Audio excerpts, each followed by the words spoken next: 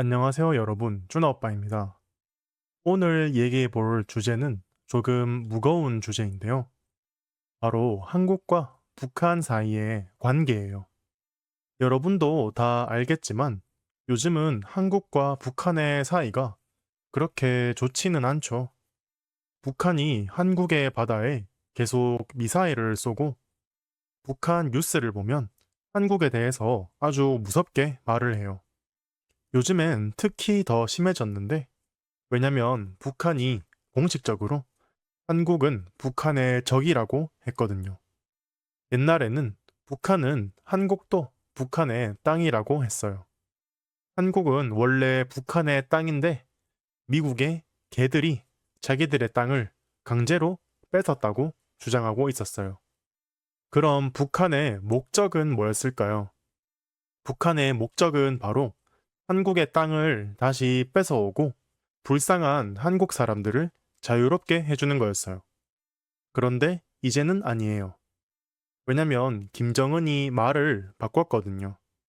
김정은은 한국을 그냥 다른 나라로 보기 시작했어요. 원래 북한은 우리를 자기들과 같은 사람이라고, 동포라고 생각했지만 더 이상은 그렇지 않다고 말한 거죠. 북한과 한국은 더 이상 관련이 없고 같은 민족도 아니라고 한 거예요. 지금 북한과 한국의 사이는 이렇게나 안 좋은데 사실 옛날엔 한국과 북한의 관계가 이렇게 나쁘지는 않았어요. 오히려 한국과 북한이 사이가 좋았던 적이 있어요. 우선 햇볕 정책 이야기부터 해봐야겠네요. 여러분들 다들 햇볕이 뭔지 아시죠? 햇볕은 햇빛이라는 뜻인데 햇볕은 어때요? 뜨겁죠? 여러분들도 알만한 이솝우화 이야기가 하나 있어요. 해와 바람이 있었는데 둘이 지나가던 나그네를 보고 내기를 했어요. 누가 저 나그네의 옷을 먼저 벗길까 하는 내기였어요. 바람은 강한 바람으로 나그네의 옷을 날려버리려고 했는데 실패했죠. 결국 해가 나그네를 뜨겁게 해서 나그네의 옷을 벗길 수 있었죠. 한국은 이 스토리에서 영감을 받아서 북한에게 똑같이 해주기로 한 거예요. 한국 정부도 북한과 화해를 하기 위해서 좀 더 따뜻하고 우호적인 정책을 펼치기로 한 거죠. 그래서 정책의 이름도 햇볕 정책이라고 만들었어요.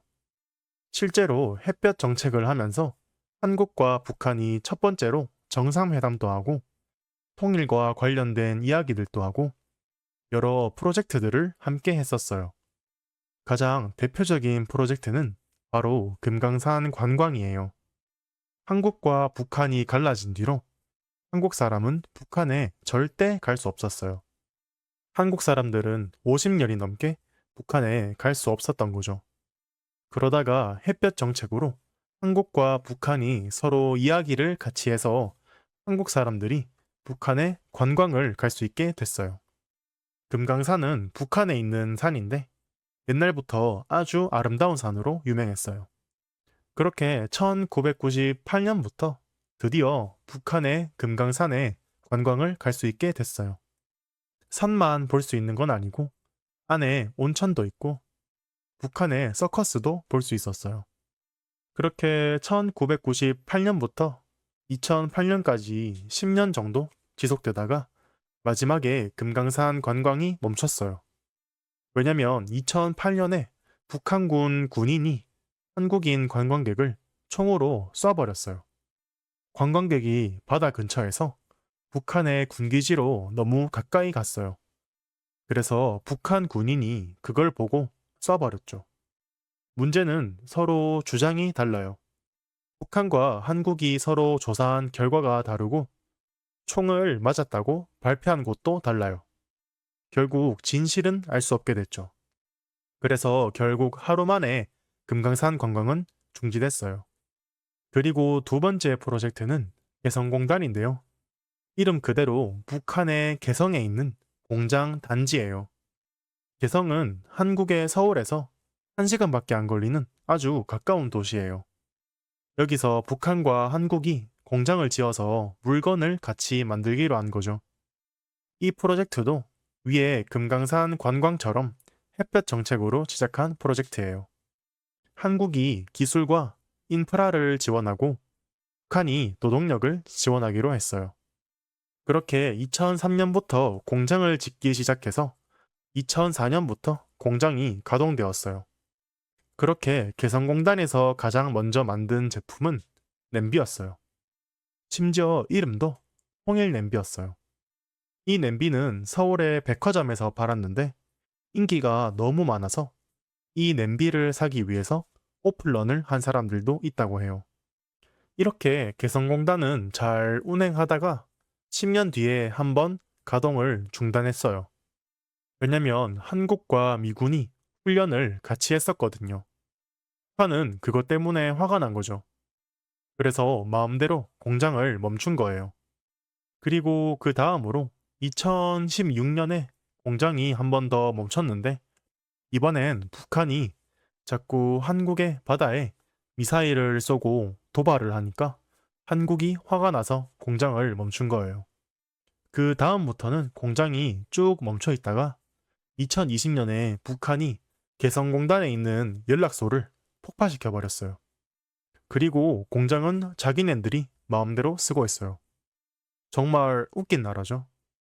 이 개성공단에도 재미있는 사실이 하나 있는데 개성공단은 북한 노동자들의 꿈의 직업이었다고 해요. 왜냐면 기본적으로 돈도 많이 주고 일을 하면서 한국의 초코파이나 믹스 커피들을 먹을 수 있었대요. 그렇게 한국의 기술과 문화도 즐길 수 있는 북한 사람들은 더욱 좋았겠죠. 북한 사람들은 초코파이나 믹스커피 같은 것들은 너무 비싸서 먹을 수도 없고 오리지널 제품들은 북한에 없대요. 자기네들이 만든 카피 제품이라서 그렇게 맛있지도 않으니까요. 결국 한국이 잘 사는 걸 알게 된 북한 사람들이 많아졌고 북한 정권이 이걸 좋아하지 않았다고 해요. 마지막으로 이야기할 프로젝트는 K-팝 콘서트인데요. 이것도 역시 햇볕 정책에서 나온 프로그램이에요.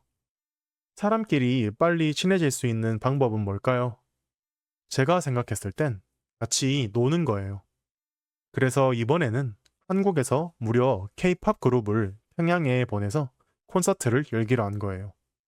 잭스키스와 핑클이라는 그룹인데 아마도 아시는 분들은 많이 없을 것 같아요. 1세대 그룹이라서 K-팝을 시작시킨 그룹들이거든요. 이 그룹들은 북한에서 고생을 많이 했어요. 왜냐면 조건과 제약이 너무 많았어요. 예를 들면 노란색으로 염색한 머리를 검은색 스프레이로 덮어야 했었어요. 왜인지는 잘 모르겠지만 염색을 하면 불건전하다는 이유 때문이겠죠? 그리고 핑클은 배꼽이 보이는 크롭탑을 입고 콘서트를 하려고 했는데 이것도 막았다고 해요.